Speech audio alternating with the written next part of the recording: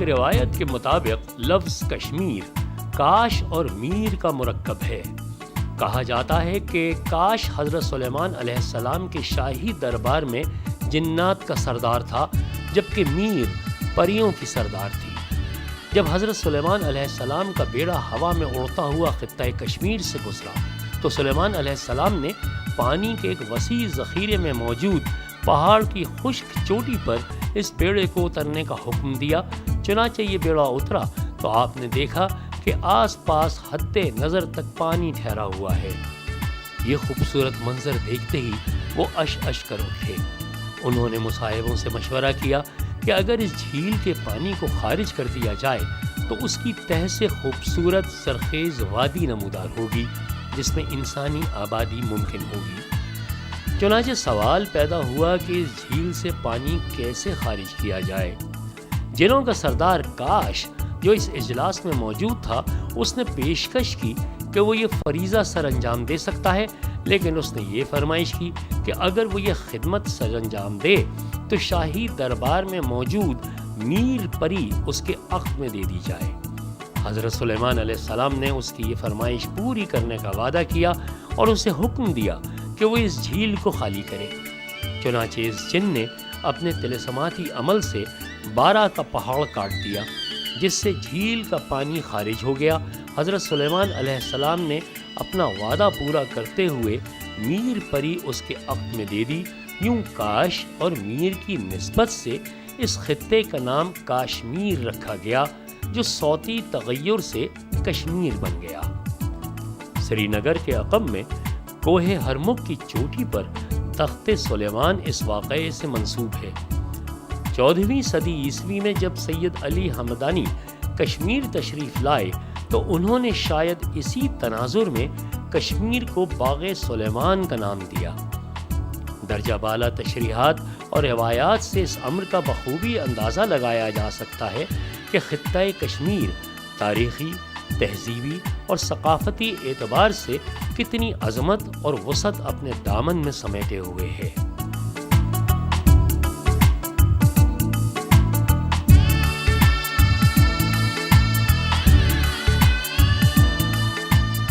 پاکستان باہر سے آنے والے سیاح جو ہمارے پاس جگہ ہوتی ہے ان کو ہم اکوموڈیٹ کرتے ہیں، اور یہاں سے ہم آگے اڑنگ کیل شونٹر کے لیے بریفنگ بھی دیتے ہیں۔ انتہائی خوبصورت ایریا جہاں تک ہائیکنگ ہو اس کے بارے میں، اور جہاں پہ جیپ ٹریک ہیں ان کے بارے میں ہم بریفنگ دیتے ہیں ان کو۔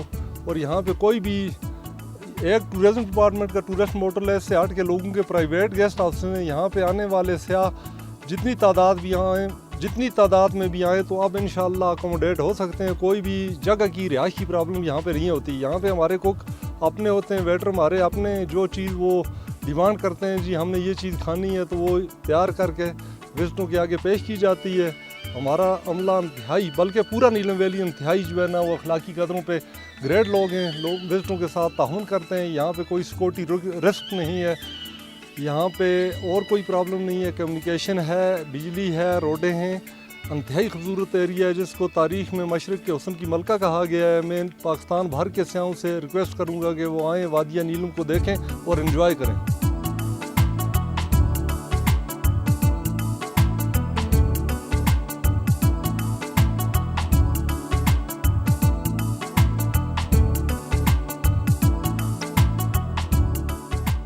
میں وسیم وڑائچ میرا نام ہے، ہم اسلام آباد سے آئے ہیں، ہم تقریباً 20 لوگ ہیں۔ امپیوٹرز کلب ہے، ہم ان سے پتہ چلا تھا کہ جی ویسے ہم نے خود بھی سنا ہوا تھا وادی نیلم کے بارے میں اور یہ بڑی خوبصورت، اور کشمیر کے بارے میں سرسبز و شاداب اور کشمیر جنت بے نظیر ہے، تو دیکھنے کا ایک بڑا شوق تھا۔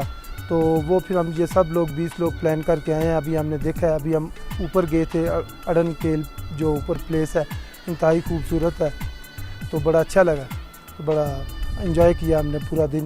ہم ہائیکنگ کر کے گئے ہیں، 2-2.5 گھنٹے کی ہائیکنگ تھی جو ابھی ہم ادھر سے گئے ہیں اوپر، تو ابھی ہم لوگ واپس جائیں گے اور کنڈن میں اسٹے کر کے، وہ اس کا بھی سنا بڑی اچھی پلیس ہے، کل ہم لوگ واپس چلے جائیں گے کنڈن شاہی۔ ادھر کی پولیس انتہائی کوآپریٹو، کسی بندے نے ہمیں تنگ نہیں کیا، آرمی والے بھی بڑے کوآپریٹو ہیں، ہر جگہ پہ پراپر چیک کیا گیا لیکن کسی کو تنگ نہیں کیا گیا۔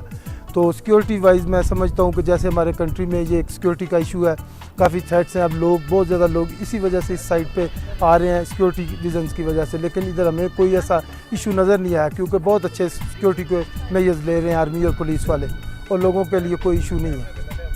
और हमें गाइड भी कर रहे हैं, लोग भी इधर के बड़े अच्छे हैं, कश्मीर के लाइक जिस लोगों से मिले हैं वो लोग गाइड कर रहे हैं। प्रॉपर जो होटल में फैसिलिटेशन होती है, जो मेहमान नवाजी होती है, बड़ी अच्छी है। मैं समझता हूँ इससे ज़्यादा खूबसूरती मैंने कहीं देखी नहीं। मैं लास्ट में अमेरिका गया हूँ, उधर मैं नियाग्रा फॉल में भी गया हूँ, उससे भी ज़्यादा ये खूबसूरत है। इससे ज़्यादा तो मैं कुछ नहीं कह सकता क्योंकि खुद उधर मैंने देखा है नियाग्रा फॉल को और इस रिवर को, और जो जितनी ये वाटरफॉल्स देखी हैं इतनी हसीन खूबसूरत वहाँ पे भी नहीं। मेरा नाम ख्वाजा मोहम्मद फारूक है और मैं नायब तहसीलदार केल हूँ। केल वादी नीलम के आउटलेट राइट्स पे इसके लेफ्ट हैंड इंडिया है और उस साइड बैक पे जो है वो नादरन एरिया है। जो हमारा कल्चर है, जो रस्म रवाज है या जो रवायात है, उसके मुताबिक यहाँ के लोग इंतहाई नफीस, मुदब्बर और शास्ता और अलीम तवा लोग हैं। ये मेहमानों की बड़ी रिस्पेक्ट करते हैं। उनके आओ भगत में ये अपनी बसात के मुताबिक कोई कसर नहीं छोड़ते। टूरिज़म के हवाले से यहाँ बहुत से पॉइंट मौजूद हैं जो सयाह लोग यहाँ तशरीफ़ लाते हैं, उनके लिए बड़े दिलकश नज़ारे हैं। इसमें अड़ंग केल है, चिट्टा कट्ठा है, पीछे वादी ग्रेस है, उसमें तौ बट है, अलमत है, जो देखने के काबिल इलाके हैं। तो मेरी आने वाले सयाह हज़रात से यही गुजारिश है कि वो तशरीफ़ लाएँ, कुदरत के हसीन नज़ारों को एंजॉय करें।